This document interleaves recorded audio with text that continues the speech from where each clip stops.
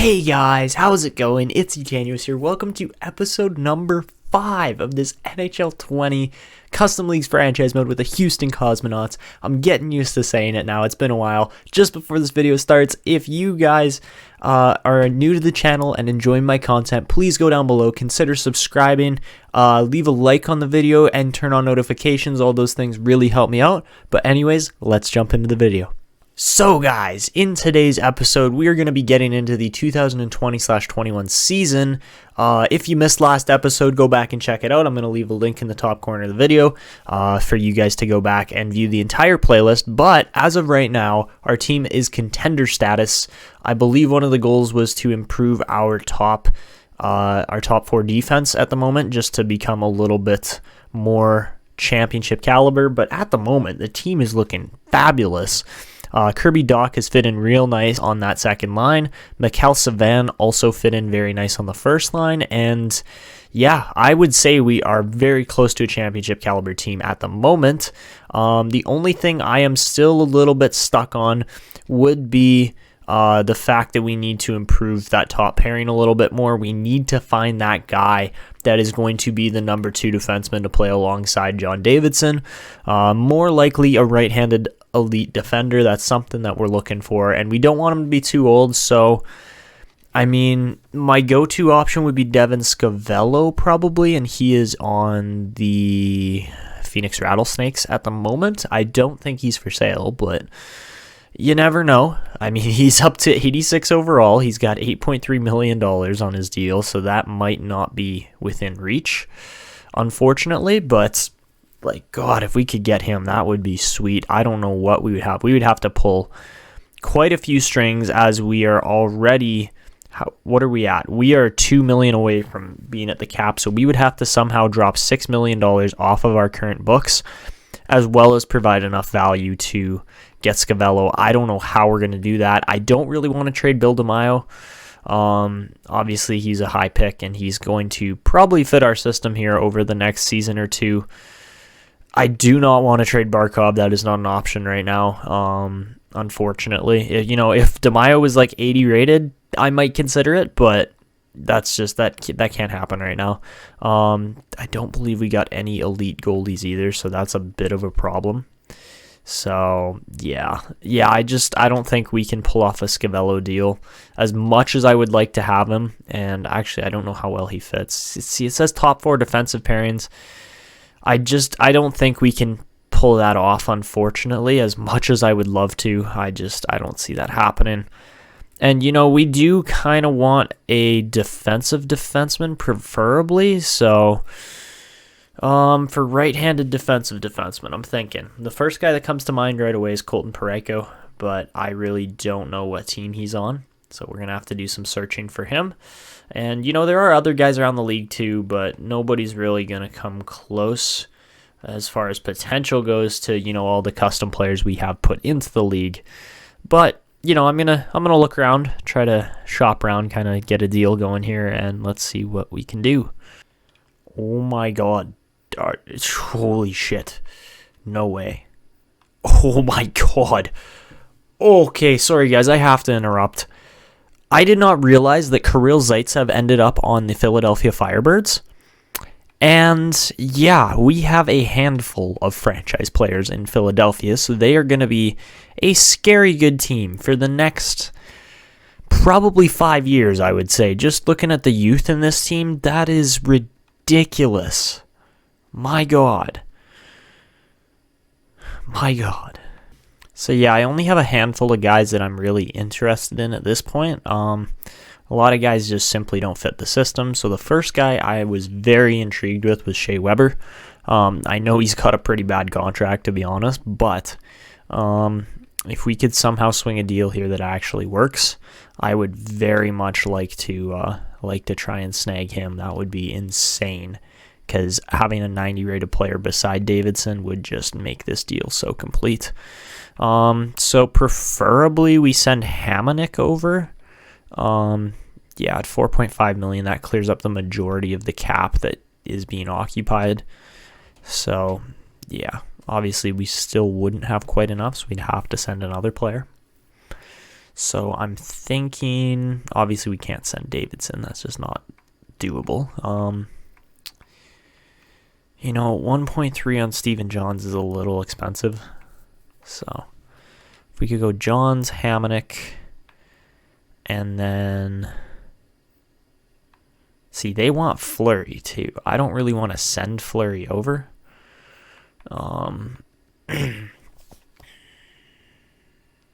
I could see us trying to send Palat over too because he's playing the third line. And see, that looks like equivalent kind of value both ways. I don't know if... I don't know if they're going to take that. And not only that, but we'd have to probably go out and sign some kind of free agent just to shore up the third line or make a trade, one of the two. But yeah, Palat really doesn't fit that third line all that well, and at $5.3 million, probably not the best signing in the last offseason, but let's try this. If it goes through, we've easily won the deal. There's no question. And yeah, obviously that wasn't going to go through because there's just not enough value for Weber. He is a very good player still. So what I am thinking is, okay, there's no goalies matching the block. We obviously don't have many picks. We're very much in a win now kind of stage of this team. So they don't even want second round picks. So that is interesting. So what I'm thinking is, see, if we could send Hedin, or Hedin, however you say it, if we could send Hedin over and that gets the deal done, I would easily take it. But let's see. Doesn't fit their needs particularly well. Okay. So they are looking at, okay, for skaters matching the block. Yikes, they don't really want any of our prospects at the moment. They are in a win now stage 2, I think. So let's go with, okay. I think I know who I want to try and offer in here as well. We have Barron, we have Clegg. I think I want to try and go with, see, I want to say Veleno, but I know that he's going to be our third line center in the future, and I don't really want to send him away yet, so I would say preferably McIsaac. So if we could throw McIsaac in there too, like, hey, please. Nope, they're trying to save cap space at the moment, so that's interesting. If we throw a second rounder on top of this, it might actually get the deal done. So let's try our second rounder next year. Obviously, we aren't going to be picking the craziest prospects or anything, but let's try this. It's a lot of value back for Shea Weber, and I get the feeling they might just take it. No, they don't. Okay, they're trying to save cap, so let's hold on to him, please. They will take it, but I don't want to call DeMaio up to the NHL. Okay, so this deal is going to go through. But at the same time, can we get some kind of forward value back? I'm looking for a depth guy. Only Jack Hughes. Yikes. Okay, so we're not doing that. That's very obviously not going to work. But if we could get a guy like Ryan Poehling or somebody like that, that would be so sweet because all forward lines too. Please give me Ryan Poehling. I'll take that all day. And that's rejected. Okay, so we need some kind of forward value back. I can offer one more pick. That's the most I'm going to do. Is I'm going to try to send a third for Poehling. And if they take that, oh man, that'd be sweet. Let's go. Okay, so Ryan Poehling and Shea Weber come over, of course, from Montreal. The two Canadiens players that actually ended up in Montreal, we trade for and we pick off of their roster with a really sweet deal, in my opinion. I am ecstatic about how that went. That was an extremely good deal for our team, especially with the two players we pick up, because Poehling, it says he's probably going to fit all the lines. You'll love to see it because he's going to be probably our third line center, I would say. That would probably be the best fit, or fourth line center, my bad, sorry. But yeah, I could see him potentially becoming, a solid top 6 kind of forward guy for our team for a long time. And then defense, man, this is going to be insane because if I did my research properly here, and Shea Weber is actually as good as he seems, he dropped to an 89, but yeah, Guys, look at that pairing. Look at that pairing. That is just some insanity right there. Oh, boys, I think we got a contending team on our hands now. I think we really stand a good chance. I see we only have defense there, so let's go quickly just check out the free agent market, because that could be something we go for. Here is, a free agent or 5 to shore up the AHL and NHL. Okay, so it's really not a great market by the looks of it. A lot of guys are meh. They're not great.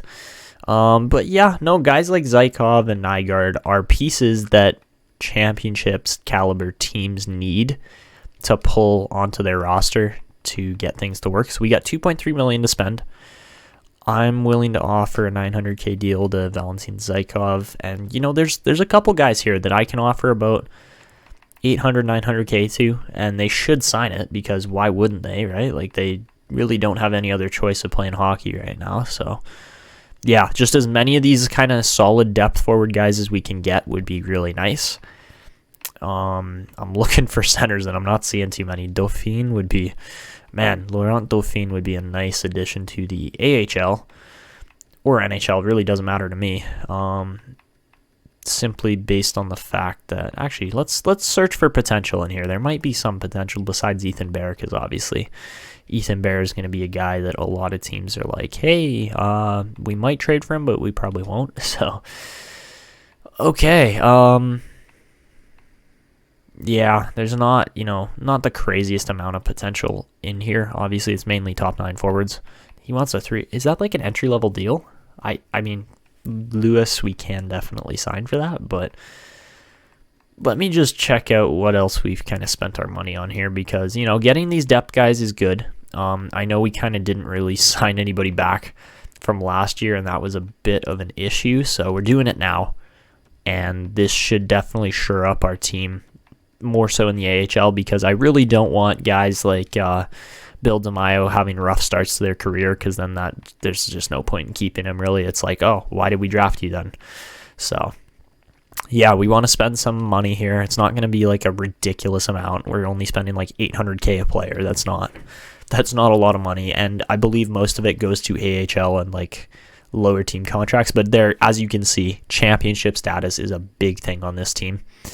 And really, when we go to editing lines here, we only need 1 or 2 forwards here for the NHL. That is our main kind of point of focus right now, is that, we could send Stephen Johns or Joakim Ryan down. I would prefer to keep Ryan up, because he's the younger of the two and fits the system better. But when we look into the AHL, goaltending's good. That's the only thing that's actually really good right now there. Everything else is very much questionable. So yeah, we're going to try to get DeMaio some chemistry, try to get a lot of these guys some better chemistry and things like that. And yeah, as you can see, that bottom 6 is not bottom 6, but nobody knocks apparently. Hey, what are you doing? Just upload your video there inside. I'm not going on the Wi-Fi. Because somebody else is going to go on and just going to ruin my experience. You are such a freaking victim. No point. Holy crap. God. I can't right now. It's still processing. Don't wait, because I'm not going to use the Wi-Fi. Okay. Thank you for letting me know.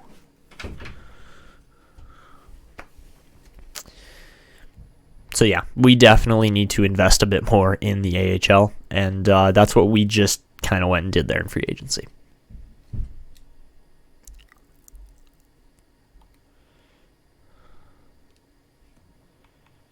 I can't remember if I got all my scouting done here. I know that there's another franchise player, though, here. Yeah, this Carlson guy, Robert Carlson, is going to be a franchise winger, because I thought that was Patrick Puistila for a second. I was like, yo, he's not supposed to be there. But Aaron Allen, if he's defensive, that would be sweet. We don't have a scout in the system.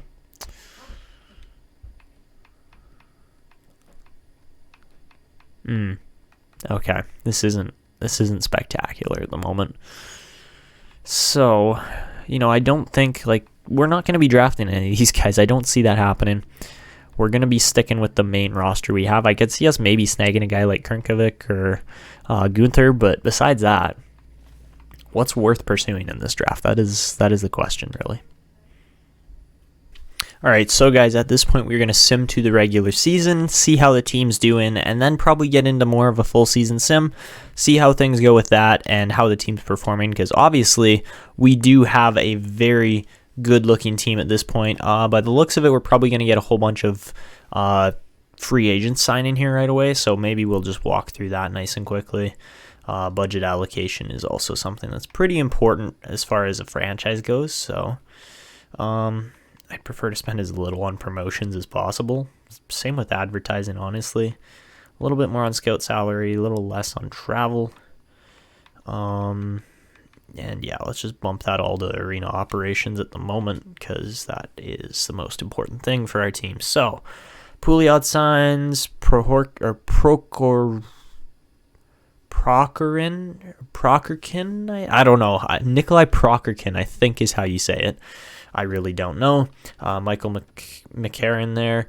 Zykov signs, Haig signs, Anthony Lewis signs, Joachim Nygaard signs, Carl Dahlstrom, Juuso Ikonen, and we'll see what else we need once we get to the regular season, because obviously our AHL franchise is going to look a little bit different with Wilkes-Barre, but yeah.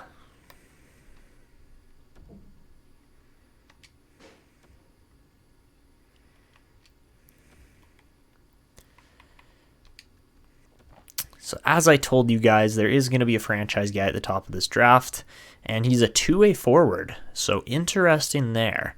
Very balanced. Oh, very balanced. That's the problem, is because he's very balanced. He's all balanced in a block. Damn it. You know why that's a damn it moment? Is because look at our coach, okay? Okay, I'm just going to show you guys. Really, that took forever to load. Okay, I'm going to show you guys our coach. So Parise, guys, is a very balanced coach. I mean, Jesus, I haven't seen a good system fit like that in a while, 73%. But as you can see, balance, efficient, balance. Like, man, like,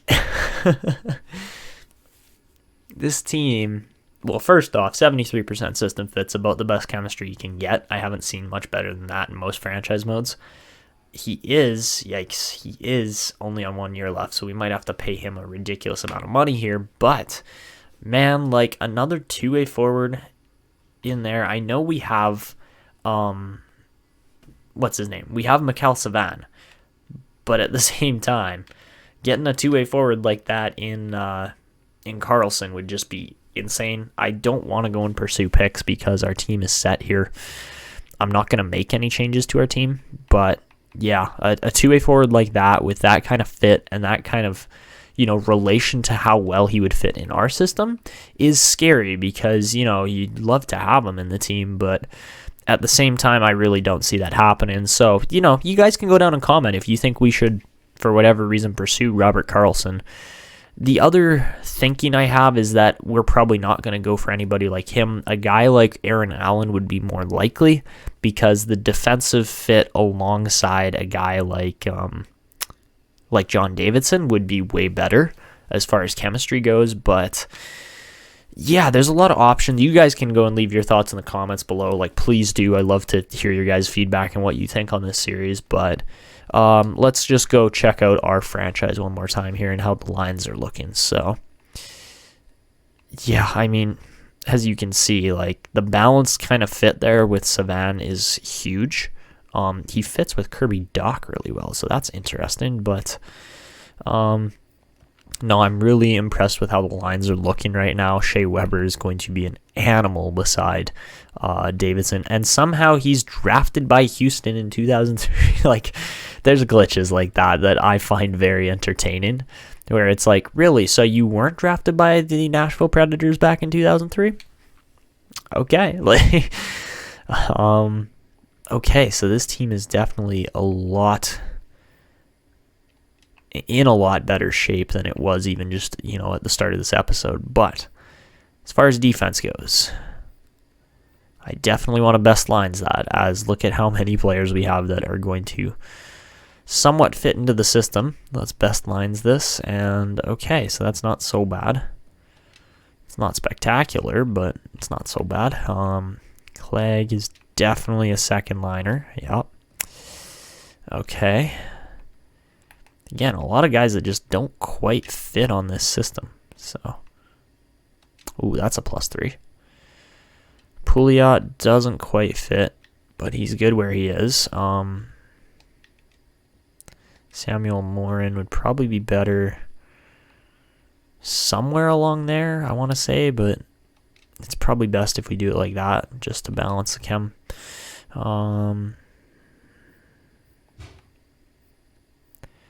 Like I said, the goalies were fine, and then the forwards are also quite interesting. Why is DeMaio playing there? I'm sorry. Like, just what went through your head there? Okay. So, Anthony Lewis, nice fit. Jeez. Does Zykov fit better there? Yes, he does. Okay. And we're still looking for one more guy to kind of balance out that second line.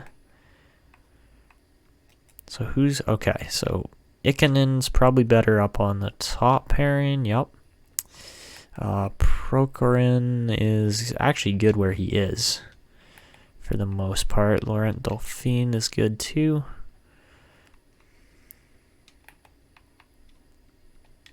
Yeah, okay, so if we just, we move a couple things around here and the chemistry changes quite significantly. I'm interested to see how DeMaio is going to play where he's at right now. And, being in between two really solid forwards like Zykov and Nygaard, I'm expecting good things from DeMaio. Obviously, he's like our first draft pick ever in this series, but we'll see how he grows and how things go with that. Yeah, it's going to be interesting to see. I don't think we really need to pursue much more for this AHL team. It's actually looking way better already. I know we have some weaker players, like that fourth line is not the best, but a guy like Dauphin, I could honestly see us pulling up to the NHL. So maybe we do that. Is he balanced? He's kind of balanced. A guy like Prohorkin could probably be a better addition, I want to say.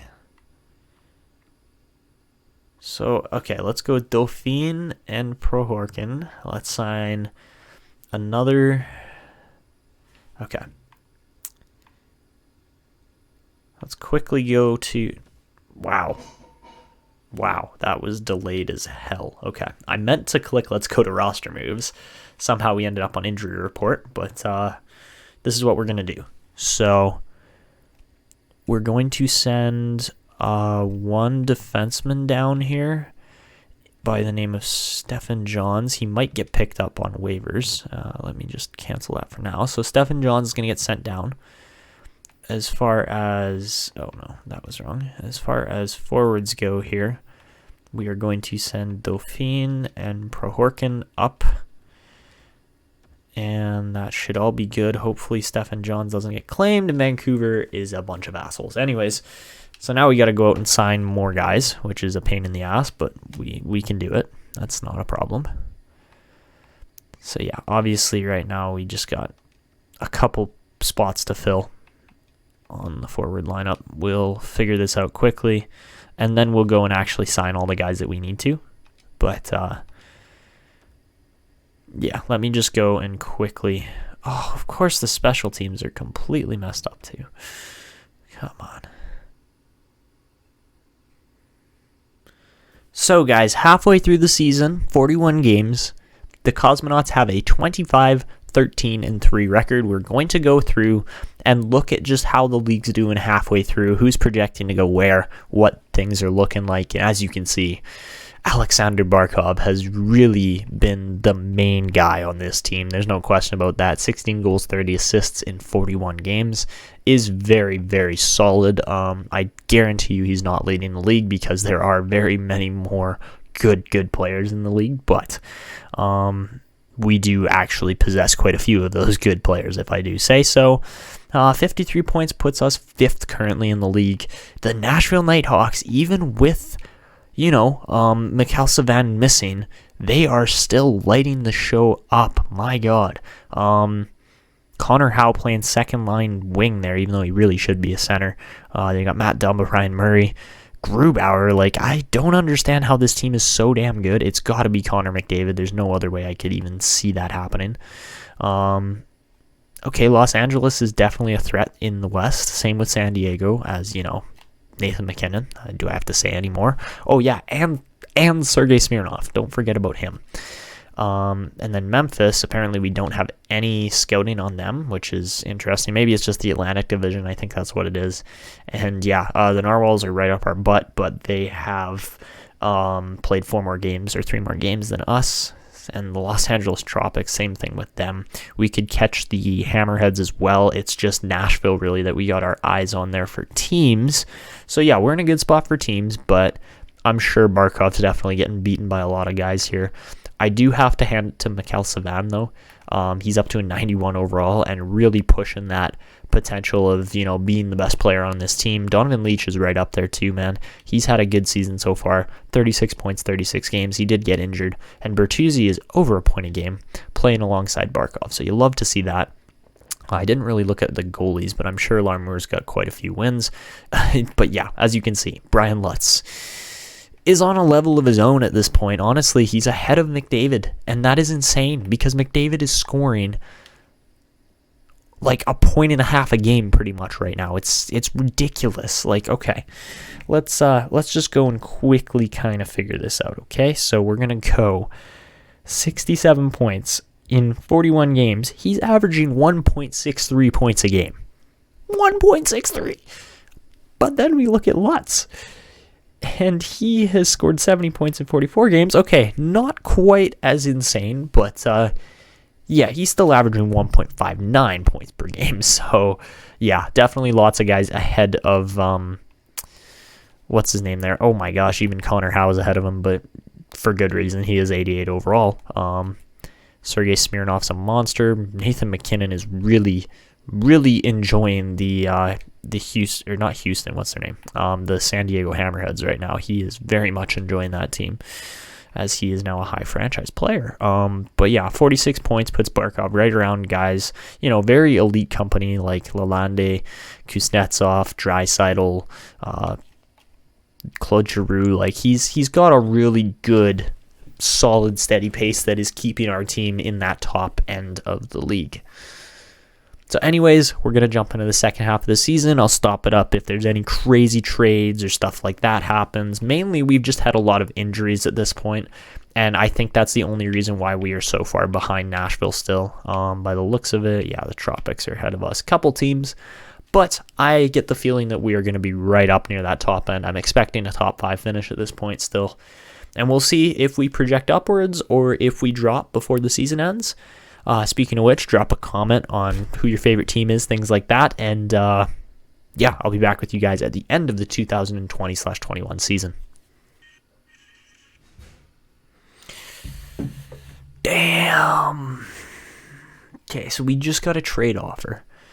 That is definitely the most insane trade offer I've seen this series so far. I smacked my microphone. I did not come up with this trade. This was totally the AI. So let's just take a quick look at this. It's not Austin. It's oh boy, man. It's the Denver Grizzlies, which are an interdivisional rival, are they not? I believe they are.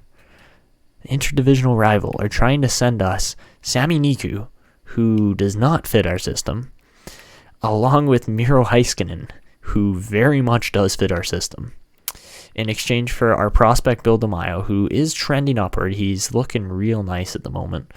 And, 19 points in 48 games isn't spectacular, but geez, man, this deal is really nice. It is really nice. And the only thing I would see here is that they're trying to get rid of Sami Niku. I don't really want Sami Niku. I would prefer to have a guy, let's see, I mean, I'd prefer a prospect in return, but at the same time, we don't really need any. So, yeah, it's interesting to look at because this is a really, really solid trade offer. I would love to accept it, but at the same time, we don't really need it, and I would prefer different players instead of what they're offering us. Troy Terry fits our top 6 forwards, so that's not spectacular, but man, I don't just want to say no to Heiskanen because how good's his season been? He hasn't had a good season, so he's probably going to request less money than he is worth, and I think we could take advantage of that, but at the same time, it's like, geez, man, like, I don't know if this trade's worth it, because I really like DeMaio as the player he is, and I would love to keep him around for our future forward group, but when you're getting offered a defenseman like Miro Heiskanen, man, you don't get many better opportunities than that, and I am really kind of stuck right now on what to do with this, because, oh, geez. I would love to have Heiskanen. It's just we already have Shea Weber for that run. It's just a 21-year-old Heiskanen is going to be the guy that pairs with Davidson for the future, because that would just, man, that would just like really, what do you call it? Really secure our defense for the future. But at the same time, DeMaio is kind of securing our forwards for the future, and is it worth it?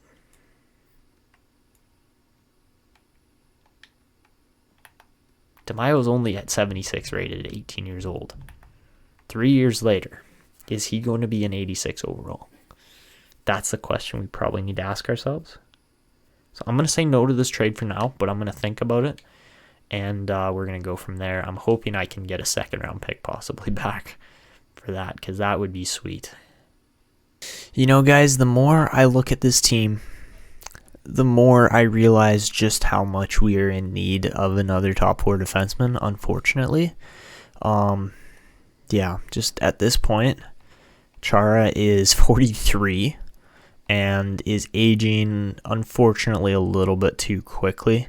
Also, low locker room chemistry with Davidson. That is interesting. Okay, so anyways, yeah, I could see us definitely making a possible move here for, what's his name, for Heiskanen. If they come at us with a move again, we will go for it. So there's the deal. Yeah, by the looks of it, the Denver Grizzlies want to build around DeMaio for the future, I guess. I mean, I don't want Sami Niku just because he doesn't fit with our team, unfortunately. The other problem here is that Cale Fleury's in this deal, and I don't really want to toss him in there either, to be honest. So, you know, if we could... Okay. I'm willing to offer DeMaio just because he's going to take so long to develop. That's the only reason why I'm doing this. Otherwise, I would keep him for the future. But Heiskanen, man, is already 86 overall. He's going to come off of a bit of a weaker year this season, so I'm hoping that we can somehow get him for cheaper through that. But let's see. The other things I am interested in are, you know, again, possible defensemen. If we can somehow snag one, C4 fits our top 4 pairing, but I don't really want that. I'd prefer a second rounder this year just because there are a lot of players that I am interested in. So if we could just go DeMaio in exchange for Heiskanen in a second, I would love that. It's rejected. Okay, so he isn't going to do that quite. So what we can offer is a third rounder next year from the Chicago Devils.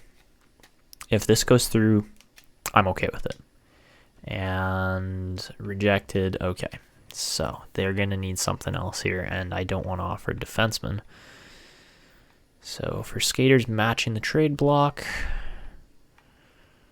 I kind of want to offer Bishop just because, you know, 52 rated at 19 years old is really not going to turn into anything significant for us in his career. So, yeah, if we could go Bishop and DeMaio. So, yes, two fairly highly touted prospects that we did obtain in the last draft. But, like, come on. It's Heiskanen. It is Miro Heiskanen. And although it says he only fits defensive pairing 1, I assume he's going to fit pairing 2 and 3 pretty well, too. And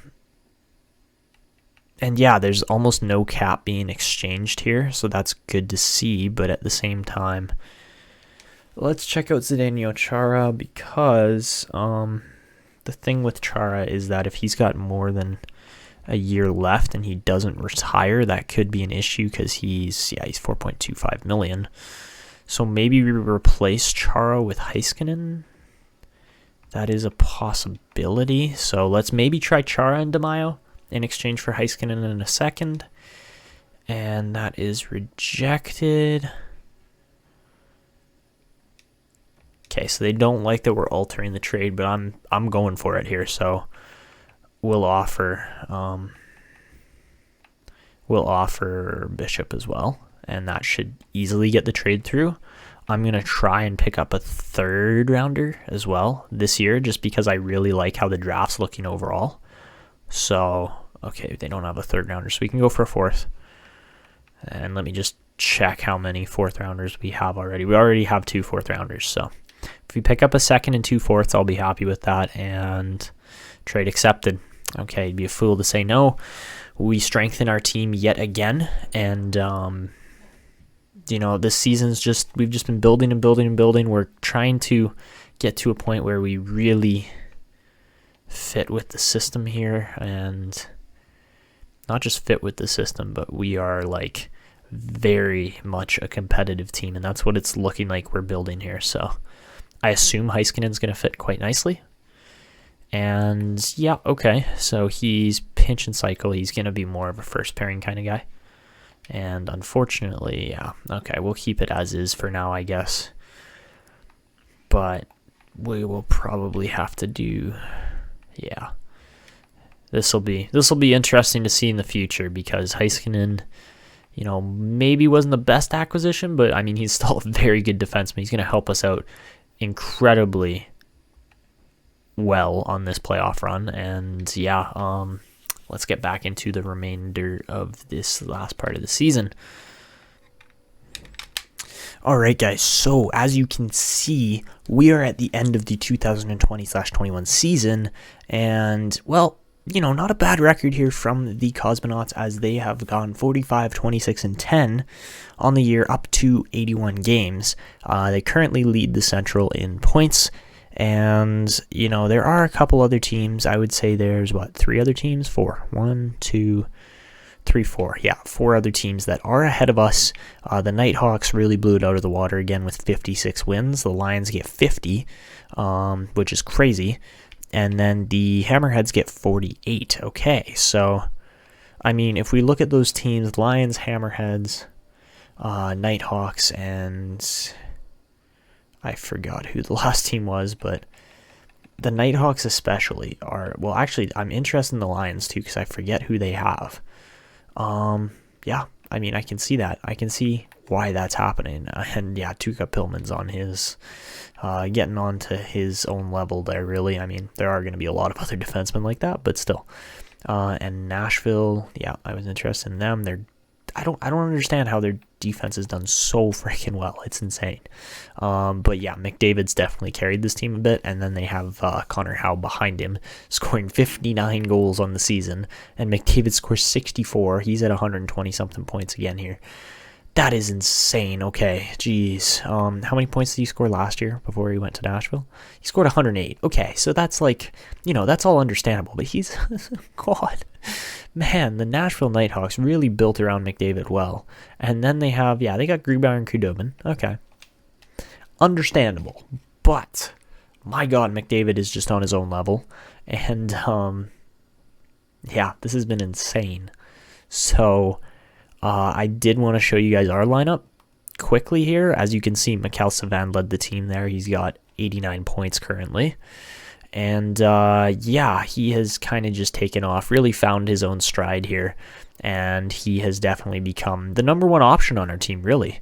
Obviously, we do have some other very good players, such as Donovan Leach with 86 points in just 76 games. He was out with injury this year. Same thing here with Timo Meier, 71 points in 76 games. Again, injury-riddled seasons don't really produce the best results, but, you know, guys who have been able to play the solid 82 have really put up points here, and yeah, I got no complaints. Kirby Dach has a good year compared to last year when he was in Los Angeles. This year, yeah, 34 points, much better for sure. Tyler Bertuzzi is having a year again, 47 points, 66, or 47 assists, 66 points. He's doing very well as well. As you can see on the defense, it's looking about the same. We did make an upgrade, but 44 points for Davidson, not terrible. Shea Weber actually had more. Jesus, he played all 81 games and ended up with 62 points. So he's definitely having himself a season again there. Miro Heiskanen, puts up around 32 points this season. That's what it's looking like at this point. I mean, he played most of the season with Denver, then got traded over here. But yeah, the team has put up good numbers throughout. And Jamie Larmour's up to an 85 after tallying 36 wins in 63 games. I mean, that is just solid, man. You don't get much better than that from your goalie. And really, what's his contract on? He's cheap for the next 2 years. I mean, one more year after this. But yeah, Peter Mrazek, puts up 20 wins? No, 9 wins, sorry. Not quite on that same level as Larmour. But yeah, we got the subs, we got the team. And yeah, this is a good group. So I am going to just highlight the end of this season here with a single game against the Dallas Rampage. They're currently out of the playoffs with 89 points on the season, so you hate to see that. But, a lot of really strong teams. The Seattle Whales are tanking it this year, 56 points.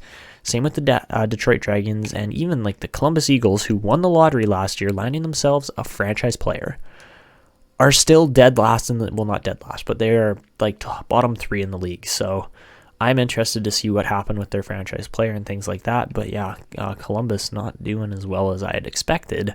Caden Loynes does get up, but still, like this is sad, guys. You got to put up something, hey? Like 55 or 53 points from your franchise winger there. That would have been nice to have on our team. But, we got, what's his name? Mikhail Savan instead. So the team we are going up against is the Dallas Rampage. I don't know why it hit edit lines. It was very slow. Anyways, guys, just letting you know, Mikhail Savan is actually 97 rated because he's got the +3 chemistry boost. He's 94 overall. We got some good players on this team, and I'm going to be quite upset if we get knocked out first round of the playoffs again like we did last year. That was just... Actually, no, it was second, sorry, but still. Pretty solid Dallas Rampage team here, so we very well could lose to these guys still. Obviously, we did break that 100-point mark, but really, you put Nick Malikin as your backup? Jesus, okay. Anyways, we're going to jump into a game. I think I'm going to sim the first 2 periods, and then we will get into gameplay for the third. Maybe I'll just do the first, depends on how bad the game, or good or bad the game goes, really. And yeah, this will be the final game of the season, and the highlight of the episode, really, because we didn't get to too much in this episode. So, first period, 0-0, we outshot 10-7. Second period, we're down 1-0. So, third period coming up, we are down a goal, but, defense, offense, goaltending, all looking real sturdy in here. And, yeah, we stand a really good chance here against the Rampage still, even on All-Star. So, guys, I have been thinking of nicknames for different rivalries, and I'm really thinking the one for this rivalry is going to be called the Texas Bloodbath, considering that both teams are red. And, oh, God, Marchessault in clean. What a save there by Larmour. Are you kidding me? You guys are just that perfect, hey? I love how Davidson, easily makes a play up the boards. Easily, but, Timo Meier is just a fucking god. Don't, come on. Come on. They're not that good. So yeah, not very impressive start there. Definitely got to play. I mean, Donovan Leach has to win a face-off to start things off. Are you kidding me? They get another clean-cut chance? Like, fuck that. On so many levels, fuck that. Oh my god, he just passed the puck off the post into the net. Oh, that was a weird one for your 41st of the season. Hey, just a nice quick pass off the post and in. Just beats Tuukka Rask clean. Well done, Mikhail Savan. Oops. I didn't even know you could do that, honestly. That was a total fluke, but I'll take it. As we get our second line out here, we got some +3 boosted players here again. You love to see it. I thought the ref was a Dallas player for a second, to be honest, but that's fine. Here we go again, Barkov, because apparently these guys just can't give you enough chances. Tuukka Rask flashes the leather, though. I'm going to cross-check. Oh, Tyson Barrie, you picked the wrong fight, buddy. You're 5'10".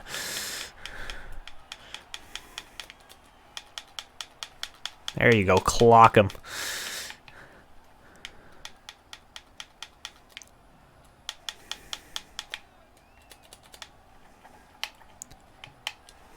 Oh, feed him. Feed him.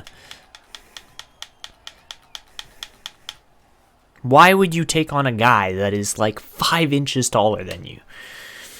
Just doesn't make sense to me, man. Doesn't make sense. Tyson Barrie's only like 5'10", and he's going out and fighting a 6'3" Alexander Barkov. Like, bad idea, man. That was pretty obvious who was going to win that fight. Anyways, gets our team boosted up a little bit, even though Barkov is a good center. We just might get a chance here. Was that not a trip?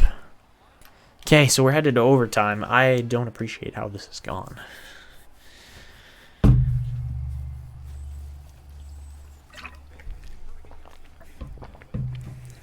I love how they score like 8 seconds into the period. But anyways, we got overtime here. This is going to be fun because it's 3-on-3, right? We're not in the playoffs yet. We got Barkov and Savan out. Oh my gosh.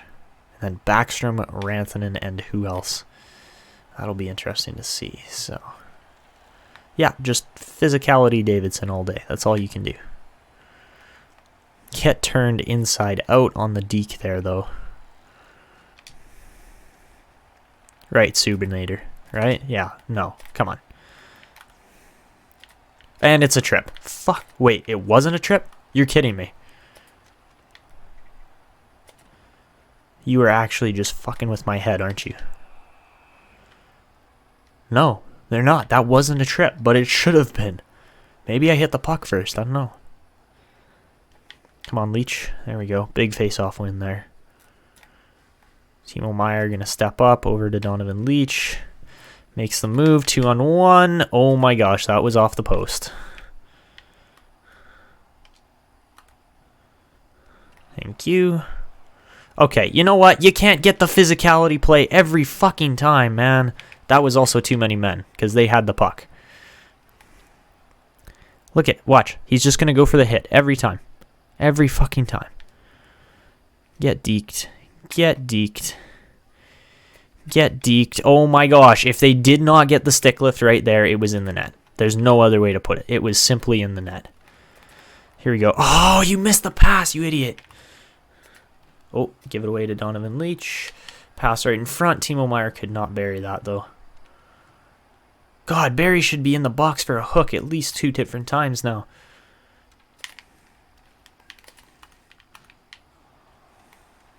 Oh, Leach got a little lucky there.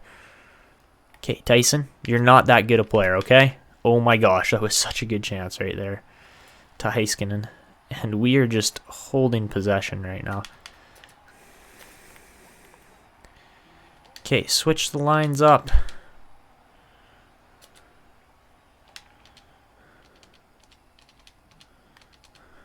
There we go. Okay, we got all the good lines out here. You think I'm going that way? I think again.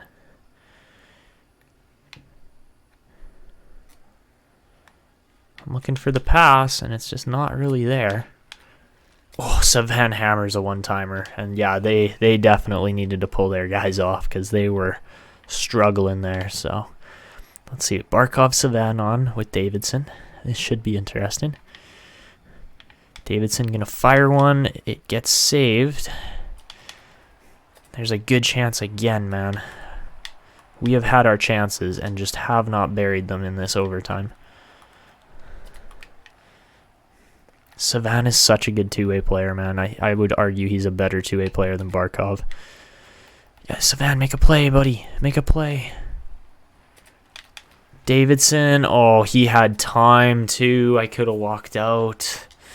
I didn't see that there was 6 seconds left on the clock, otherwise I would have. Okay, let's see if we can get it with Shea here. Weber's a big boy.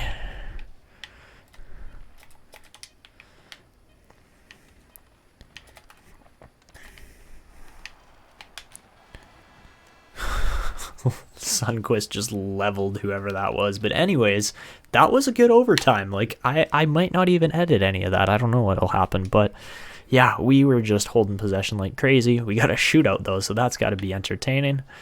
Alexander Barkov going to cut in here. Oh, you poke-checking little bitch, Tuukka Rask. What a little bitch.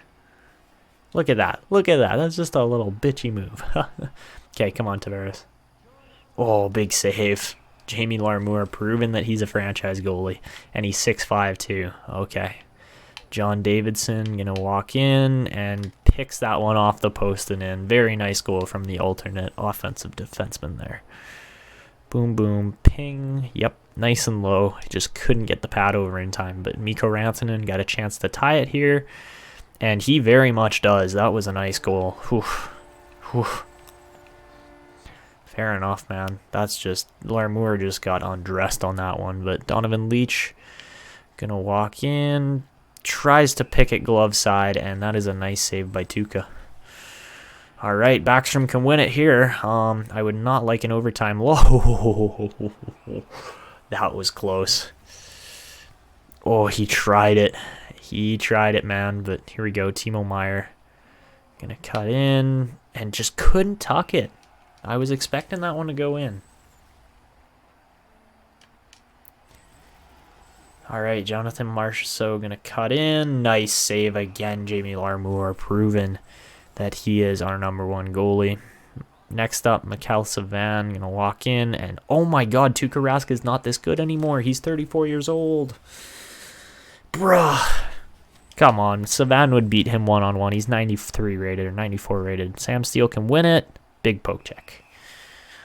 I'm not controlling Larmour. I'm just letting him go because I'm terrible at goalie. But anyways, Tyler Bertuzzi gonna cut in next. If I get poke checked one more fucking time by Tuukka Rask, I'm sorry, he's so old and slow at this point that he shouldn't even be able to make those plays without falling over. God. Okay, PK Subban probably going to win it here. And big save by Larmour again. He is really proving to be a standout goalie. Heiskanen going to cut in. Another poke check! I swear to God! Okay. Sprong can win it here. And should have stayed on that one side because Larmour completely opened up. But we are like into a crazy number of rounds here now. Shea Weber going to fire a slap shot because what else do you do with Shea Weber? And I am kind of surprised that one didn't go in. But David Perron can win it here and miss the net. Jesus, these shootouts are getting exciting. Okay, Dante Heinen going to cut in here. Oh my gosh, I literally couldn't have placed that any more perfectly, and Rask somehow gets the glove on it. Oh my God. Let's see if Batherson wins it here. Oh boy, man, this is getting exciting. No, he just pulled a Marchand. He just pulled a Marchand. What? It's not. Oh, no, this has literally had everything in the shootout. I didn't even get the shoot. Oh. Oh, guys, that was entertainment at its finest right there. Ouch. Really? That's how we lose the shootout? Is Kirby Dach pulls a Brad Marchand and misses the puck? Oh no. And you know, who else but Tyson Barrie to get the game winner? So yeah, anyways, Jamie Larmour makes 27 saves. We lose 3-2. that was a fun game, man. And I'm hoping the playoffs, don't have the same results as that game did, but, have the same kind of fun, um, hockey style of play around it that is like, wow, that was a lot of entertaining value there. So, yeah, by the looks of it, we are going to finish 5th in the league. So, yeah, that's what I said. That's what I was hoping to project. And let's get into the stats here to end off this episode. So, 45, 26, and 11. Obviously not as many wins as we would have hoped, but still a really, really good record. And definitely puts us top of the Central. And in the entire league there, 5th place is locked up. But let's see, for the West, where were we? 2nd? Yeah, 2nd place. All right, so that's pretty good. I mean, the Houston Hammerheads, definitely have a good season there. Lots of good teams, though, in the league. And obviously, McDavid proves his value still. Yet again, the Montreal Lumberjacks still finish ahead of us, funny enough, even though we were able to tear Shea Weber away from their grasp. It doesn't matter, apparently, as they really perform still. So, yeah, that's really good to see from our team. Mikhail Savan puts up 90 points. I don't think we've seen him ever put up more than 90 at any point in any of my series here, even though he's been in 2 of these different series now. Yeah, 20 years old, to be scoring 90 points and be 94 overall. You cannot complain. He's averaging over a point a game in his career now. Donovan Leach put up 87 points. Definitely a big step up for him from last season. And then, who else? Barkov, good number, 84, but nothing crazy. And then it kind of drops off from there. I mean, Davidson was all right. We had a lot of guys that were all right. But how many wins does Jamie Larmour put up? 36, I think, somewhere around there. Yeah, he puts up 36 wins, so that's pretty solid. It's a .94 save percentage. Mrazek doesn't have such a solid year, but what can you do? We only had Cale Fleury as a rookie skater. He put up 11 points, so definitely no Calder Trophy this year going to our team. I mean, obviously Brian Lutz won it last year, but McDavid scores 127 points on the year. Has a 60-60 year. Oh my God, Brian Lutz scores 73 goals and is a 96 rated franchise player. McKinnon, Smirnoff, oh my gosh, that is why the Hammerheads had such a good year. McKinnon and Smirnoff both put up over 100, and then Connor Howe as well breaks that 100-point mark with 59 goals and 42 assists. A lot of other really strong players in here. Lalonde, Pettersson, Ehlers, Mahalik, Kuznetsov, Huff, lots of guys with over 90 points. Devin Woodworth in Boston playing really well there. My gosh, there's a lot of guys with 90 points. Leon Draisaitl did not break 90 this year. That is interesting to see because he was pretty good in Philadelphia last year. But yeah, that is interesting. Igor Gonchar becomes he's over a point a game now too. He's a high franchise player. And yeah, definitely showing his worth there in Chicago. So as far as defensemen go for the league, obviously McDavid was the highest scoring forward, but John Carlson puts up 93 points. Jalen Bartley has 62 points on the year. And then Shea Weber also had 62, so that was pretty crazy from those guys. Matt Dumba had 83, so he was over a point a game guaranteed. And yeah, he played all 82 games, so that was defense. And then as far as goalies go, no surprise there is Marc-Andre Fleury with the Montreal Lumberjacks there. Gets 41 wins. 40 wins for Pecorino as well. Lots of good players or goalies in here. And Larmour is up on that list with 36. I mean, I expect to see even better numbers from him in the future, but yeah, that's a really good performance still from Larmour. Jack Hughes puts up 64 points in his rookie season. Obviously, it wasn't like a 120-point season or something there like Lutz had a couple of years ago or last year. But yeah, Zaitsev also in his rookie year. Loins in his rookie year. Not many points there from Lafreniere. That's too bad. And yeah, same with Lucas Raymond. Jeez. Okay, so yeah, that is it for the league. So if you guys have enjoyed this episode and are enjoying this series in general, please go down below, leave a like on the video, subscribe to the channel if you're new, and make sure you turn on notifications so you never miss when I upload a video. Also, feel free to comment and let me know who your favorite team is, that kind of stuff, and what we should be looking for in this off season that might not come up next episode. Depends on how the playoffs go, really. But yeah, that is going to be it for me. This is Etanyos signing out, and see ya.